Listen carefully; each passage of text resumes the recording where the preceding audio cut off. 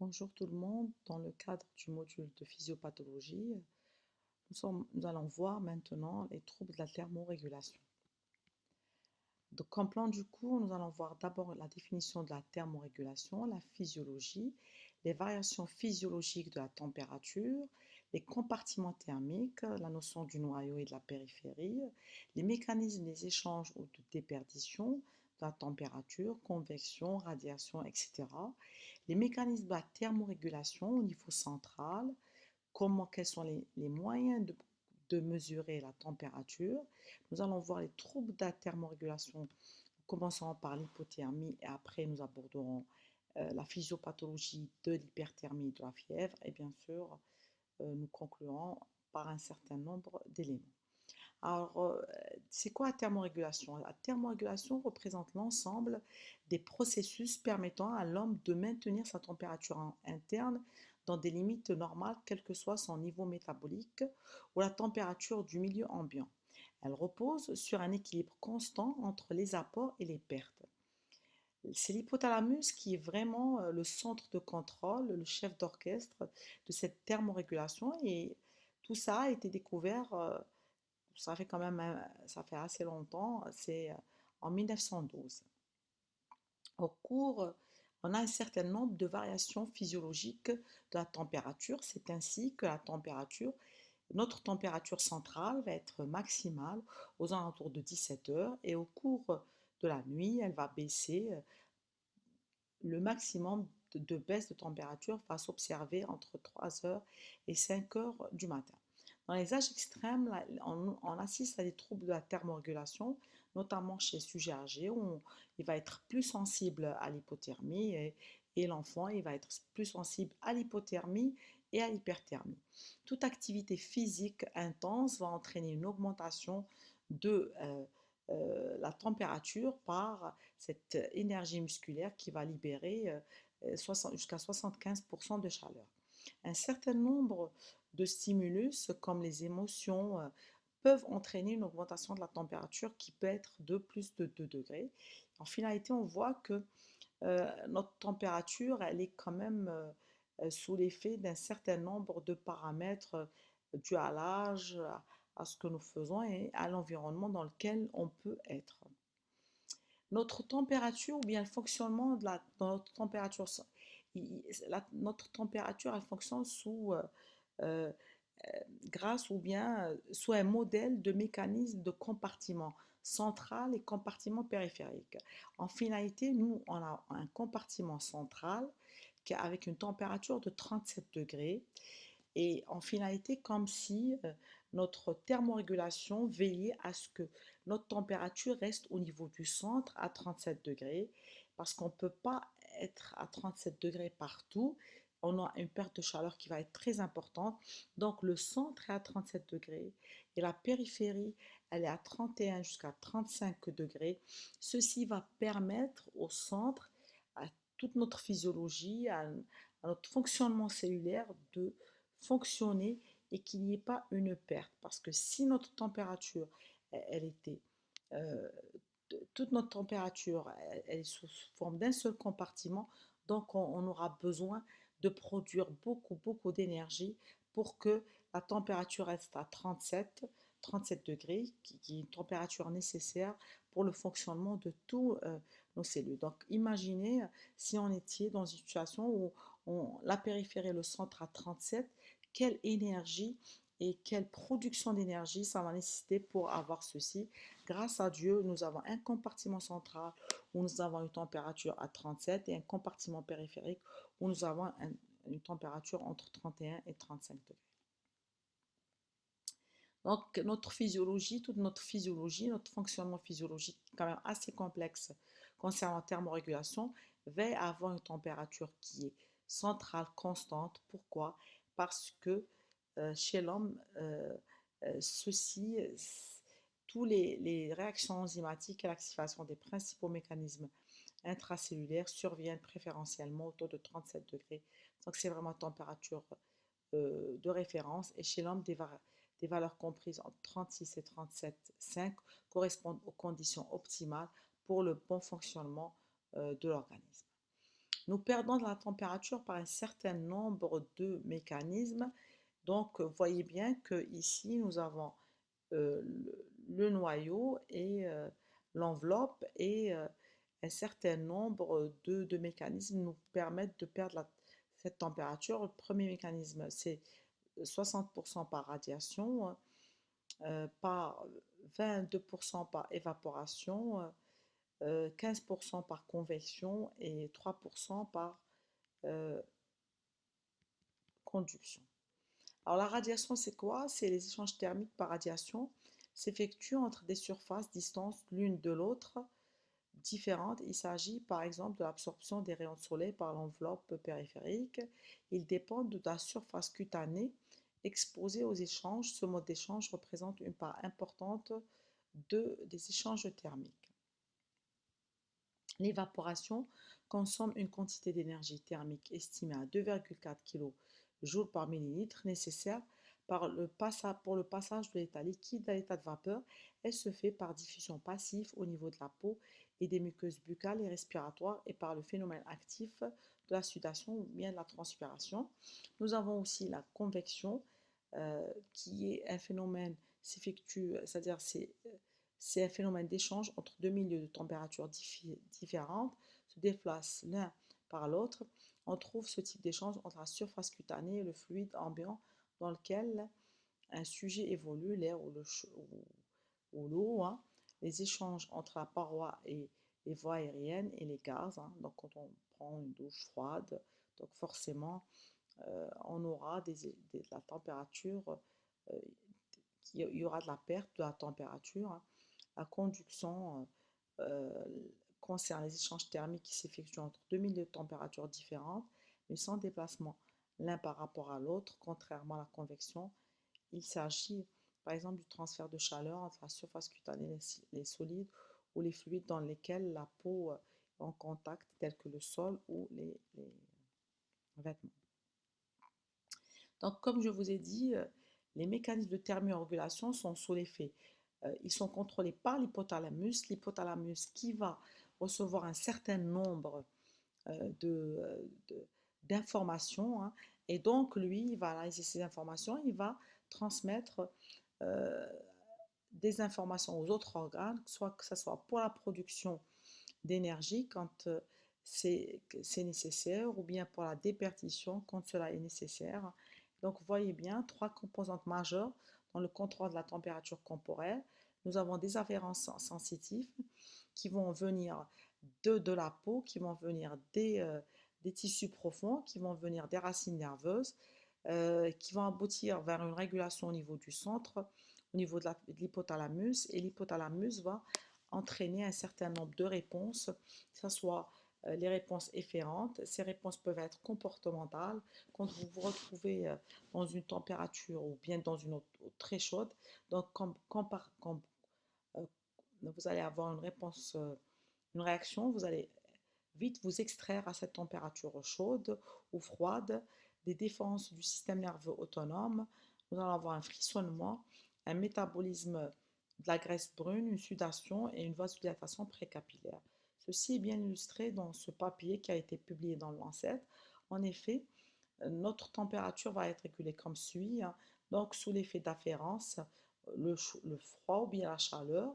Donc, ça, cette, ces tissus, la peau va transmettre des informations vers l'hypothalamus et l'hypothalamus va faire que si on brûle, donc on va avoir de la douleur et bien sûr, euh, il va donner un certain nombre de commandes, de stimulations qui vont aboutir soit à une hypersudation, soit à une vasoconstriction, soit à des frissons, hein, qui va faire que pour entraîner une augmentation de la température. Regardez bien. Donc, maintenir la température centrale. Donc, pour maintenir cette température aux alentours de 37 degrés, donc soit on aura une thermogénèse pour générer de la température, soit quand on a une température qui va être élevée, donc euh, on aura de la sudation avec une vasodilatation pour diminuer notre température. Donc la sudation va permettre de diminuer la température et la thermogénèse va entraîner une augmentation de notre température. C'est ainsi que pour maintenir une température centrale, notre hypothalamus va maintenir un équilibre entre les apports, entre la production de chaleur et les pertes de chaleur, hein. La production de chaleur qui se fait par l'exercice, les frissons, hein, un métabolisme élevé qui va mettre en jeu un certain nombre euh, de métabolites comme les lipides, les protéines et bien sûr la perte de chaleur par convection, par conduction, par radiation et par évaporation.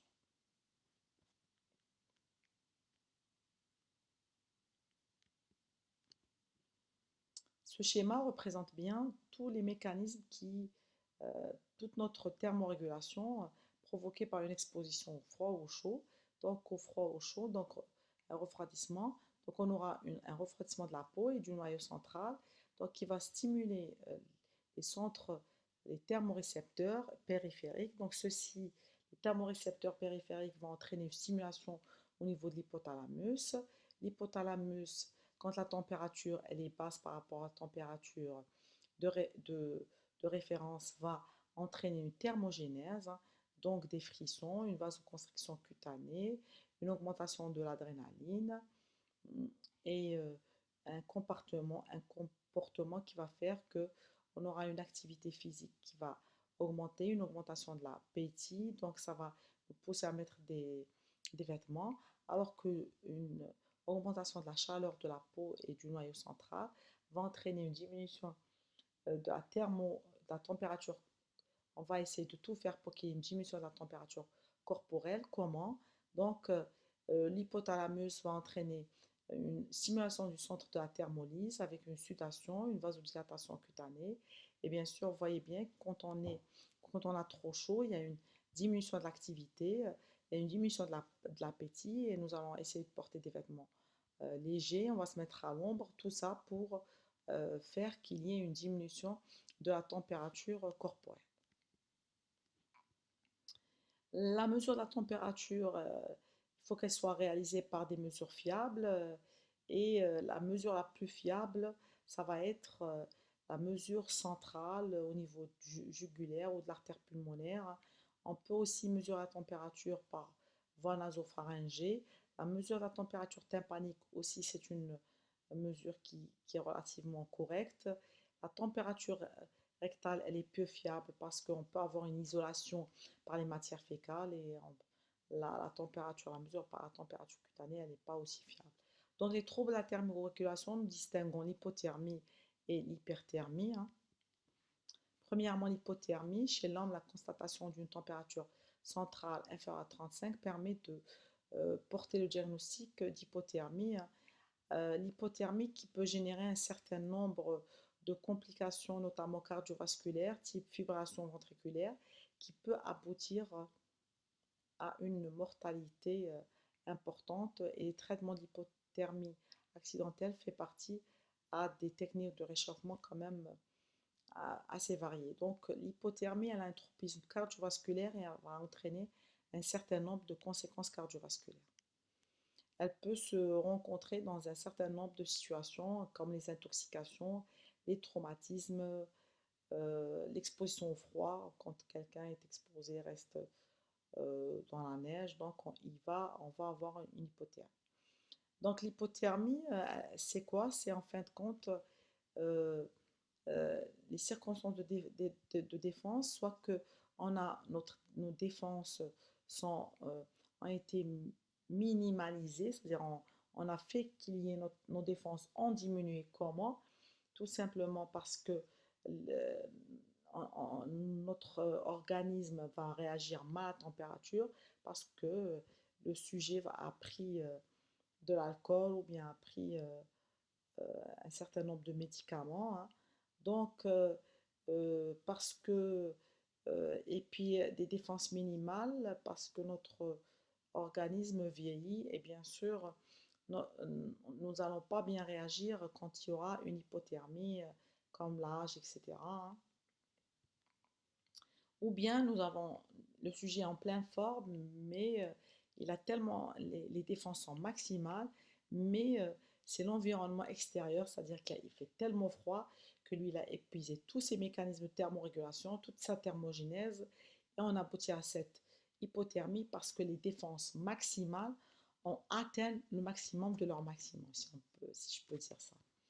Donc, les différents stades de l'hypothermie: stade 1 léger, une hypothermie légère entre 35 et 32 degrés, une température, un stade 2 modéré entre 32 et 28.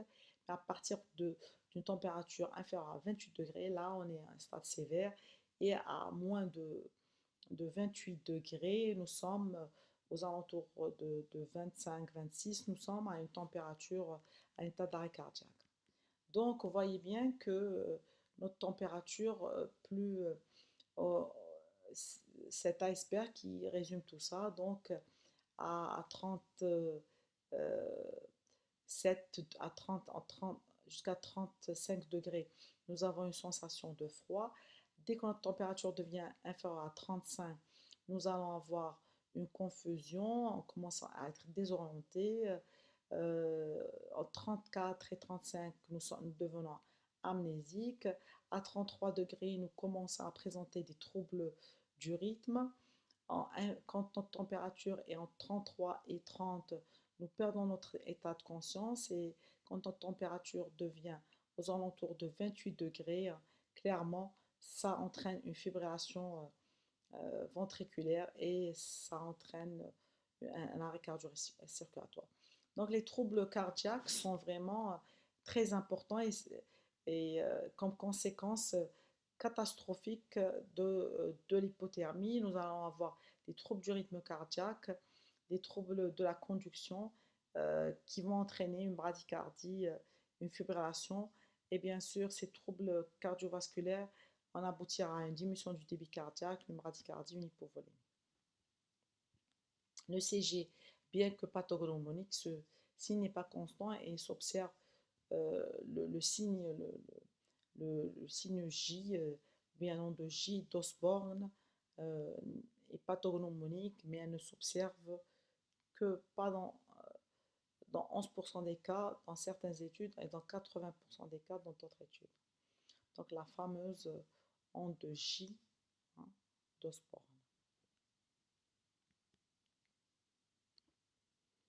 La fameuse onde de J d'Osborne.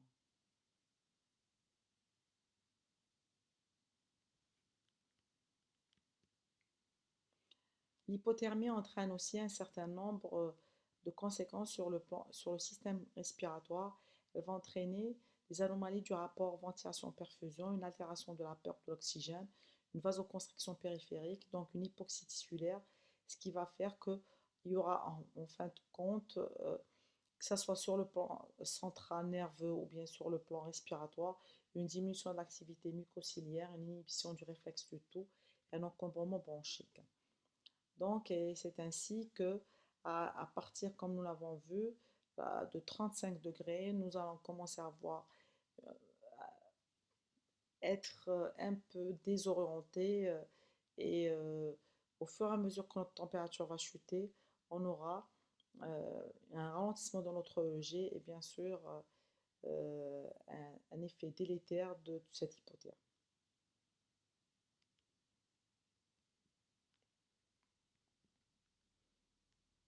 Bien sûr, l'hypothermie peut avoir un effet protecteur, mais jusqu'à un certain degré. À partir c'est-à-dire s'il y a un retentissement cardiovasculaire, oui, elle a l'hypothermie, c'est-à-dire qu'en conséquence, on a des conséquences sur le plan neurologique, c'est-à-dire une préservation un ralentissement au niveau neurologique qui va préserver le cerveau, mais à un certain degré. À partir d'une température qui passe, on peut avoir un effet délétère de cette dernière sur le cerveau. L'hypothermie aussi entraîne une hypocalémie à la phase initiale, et bien sûr, euh, au, au départ, on a une hypocalémie à la phase initiale, et après, quand l'hypothermie va durer, quand il y aura une lyse de la cellule. Donc on va aboutir à, cette à une hypercalémie.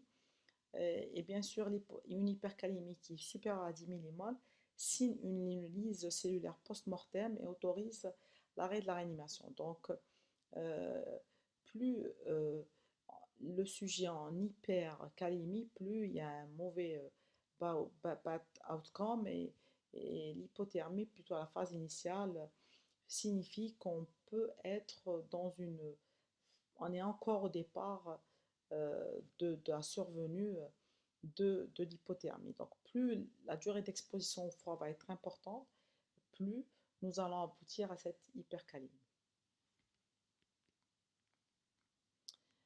Sur le milieu intérieur, on aura une acidose métabolique avec une augmentation des lactates et une déshydratation, une séquestration liquidienne avec une présence d'un linus et d'un troisième secteur. L'hyperglycémie va survenir par une diminution de la sécrétion d'insuline. On aura une diminution de la filtration glomérulaire, une vasoconstriction artériolaire, une hyperviscosité sanguine qui va nous aboutir le sujet à une insuffisance rénale oligurique. L'hypothermie entraîne une coagulopathie avec une inhibition des réactions enzymatiques. Ceci a été clairement démontré, notamment chez le traumatisé, où quand il y a de l'hypothermie, il y a forcément de la coagulopathie, de la thrombopathie, de la thrombopénie, d'un état d'hypercoagulabilité, un état d'hyperviscosité, en même temps un état euh, de thrombopénie et de consommation de tous les facteurs de la, coagulation qui va faire que nous aboutissons à cette coagulopathie qui est catastrophique, qui va entraîner un syndrome hémorragique et des troubles de l'hémostase. Donc l'hypothermie en traumatologie, elle est vraiment de mauvais pronostic parce qu'elle entraîne une activité enzymatique de la cascade, la coagulation qui est ralentie, une diminution de la synthèse des facteurs de la coagulation, une augmentation de la fibrinolyse, une altération de la fonction plaquettaire. Donc chaque degré Celsius perdu ampute de 10% les fonctions d'hémostase. Donc, si on résume tout ça, euh, au départ, au stade 1 de l'hypothermie, entre 35 et 32 degrés, le sujet peut être conscient, hein, il est conscient. Quand il est entre 32 et 28, on a des troubles de la conscience qui apparaissent, et bien sûr, on peut même avoir des troubles du rythme qui vont apparaître. Et entre 28 et 24, le sujet est inconscient à réactif, les signes vitaux ralentis. Et à 24 degrés, on aboutit à un arrêt cardiaque. Et bien sûr, en fonction de la température du sujet, quand on le prend en charge, en fonction de sa température, on a un certain nombre de mesures qui vont être prises. Bien sûr, ici, ce n'est pas le but du topo, mais juste, j'ai laissé le diaporama pour que vous gardiez ce diaporama pour la suite quand vous allez rentrer en clinique et quand vous allez prendre vos patients. Donc, c'est clair qu'un sujet qui est en hypothermie sévère, on doit l'intuber, on doit le réchauffer. C'est le réchauffement actif qui est actuellement très important pour permettre de traiter cette hypothermie. Après l'hypothermie, maintenant nous allons aborder l'hyperthermie, la fièvre. L'hyperthermie, elle est souvent provoquée par une augmentation de la thermogénèse, une température ambiante élevée ou encore une baisse de la sudation par un phénomène humide, une baisse d'apport hydrique par exemple, sans aucune modification au niveau de l'hypothalamus. Quant à la fièvre, elle se caractérise par un point d'équilibre modifié, c'est-à-dire que le corps ne régule pas sur un thermostat qui est il ne régule pas sur un thermostat qui est de 36, 36,5 de température, mais plutôt un thermostat qui va être élevé et par une baisse de la thermolyse et une augmentation de la thermogénèse. La modification du point d'équilibre est due à la libération de substances pyrogènes qui vont être libérées par les macrophages et qui vont exister quand il y a un sepsis et qui sont stimulés par un virus ou bien par une bactérie. Donc la fièvre résulte d'un trouble des centres de thermorégulation. Tout se passe comme si le thermostat hypothalamique était réglé pour une température de référence supérieure à 37 degrés. les réponses physiologiques du chaud sont respectées. Les perturbations de la température de référence du thermostat hypothalamique découlent de l'action des substances pyrogènes et liposaccharides d'origine bactérienne ainsi que les endotoxines bactériennes possèdent cette propriété pyrogène qui va faire qu'il y ait un centre de thermorégulation être, qui va exister pour une température qui est vraiment supérieure à 37 degrés. Donc, regardez, hein, cette libération des macrophages, des pyrogènes par les macrophages va faire que on aura au niveau du cerveau, hein, donc on aura comme si le centre était dévié, hein, et donc l'hypothalamus, le système sympathique, on aura une thermogénèse euh, et bien sûr, à un moment donné, l'activation de ce centre de thermorégulation de l'hypothalamus va entraîner une stimulation du système nerveux sympathique qui va aboutir à une thermogénèse qui va être importante. On aura par la suite une vasoconstriction, une tachycardie, hein. Et comme vous voyez bien, un certain nombre de mécanismes qui induisent la température, comme les prostaglandines, comme les PAMPs, les pathogènes associated molecule pattern, ou bien comme les TLR, Toll-like receptor. Donc, les mécanismes de survenue de la fièvre, les tremblements et les frémissements apparaissent au début de l'affection fébrile. Ici associe une diminution des pertes cutanées par vasoconstriction, entraînant une augmentation rapide de la température et une élévation de la température sanguine artérielle. La température corporelle demeure en plateau lors de la phase d'état. La vasoconstriction cutanée diminue, ainsi que la pression artérielle. La sudation demeure modérée, voire inexistante. Lors de cette phase, enfin survient la défervescence qui achute la température, s'accompagne d'une importante sudation, perte de chaleur plus importante que la production.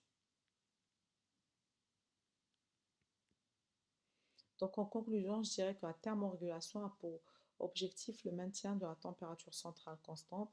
Cette température constante est indispensable au maintien de la fonction des différents organes vitaux, cardiaques, neurologiques, respiratoires, métaboliques et hémostatiques. La connaissance des mécanismes de sa régulation, sa mesure et sa prise en charge en cas d'hypothermie ou de fièvre est indispensable pour la survie des malades et doit être maîtrisée par tous les cliniciens.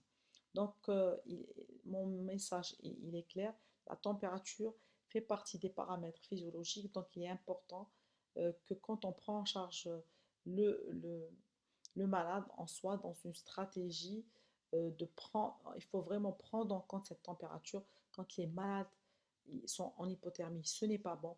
Quand les malades sont en, en fébriles, quand ils ont des températures qui sont à 39 à à 40, c'est un signe de gravité et ils vont rapidement aboutir à un état de choc septique. Donc, la connaissance de cette augmentation de la température, de cette fièvre est très importante si on veut sauver le patient.